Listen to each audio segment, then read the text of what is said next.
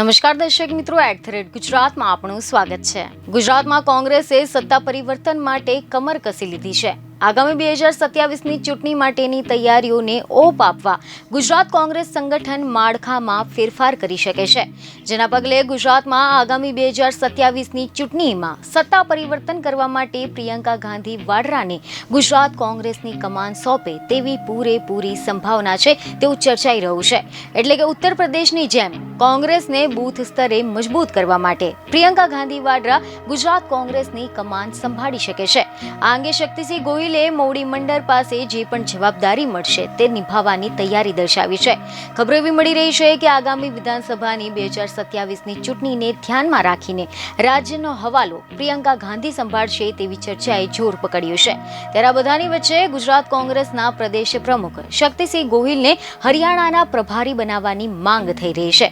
જો કે આ પહેલા પણ શક્તિસિંહ હરિયાણાના પ્રભારી રહી ચૂક્યા છે અને તેમના કાર્યકાળ દરમિયાન હરિયાણામાં કોંગ્રેસનું પ્રદર્શન પણ સુધર્યું છે।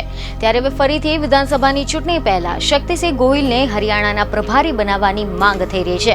જો કે હરિયાણાના પ્રદેશ પ્રભારી બનાવવાની માંગ થતા ગુજરાત કોંગ્રેસના પ્રદેશ પ્રમુખ શક્તિસિંહ ગોહિલે આ અંગે પ્રતિક્રિયા આપી છે, જેમાં તેમણે જણાવ્યું છે કે હું પાર્ટીનો સૈનિક છું, મને કોંગ્રેસમાં જે જવાબદારી સોંપાશે તે નિભાવવા માટે હું તૈયાર છું। જો કે આ વખતની ગુજરાતની લોકસભાની 26 બેઠકમાંથી કોંગ્રેસને માત્ર એક જ બેઠક મળી છે।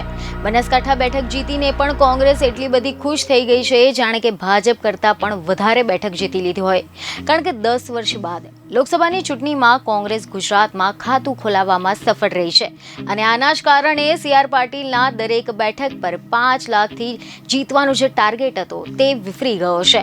આના બાદમાં સંસદમાં વિશેષ સત્ર દરમિયાન લોકસભામાં વિપક્ષના નેતા રાહુલ ગાંધીએ એવો દાવો કર્યો હતો કે આ વખતની વિધાનસભાની ચૂંટણીમાં કોંગ્રેસ ગુજરાતમાં ભાજપને હરાવશે।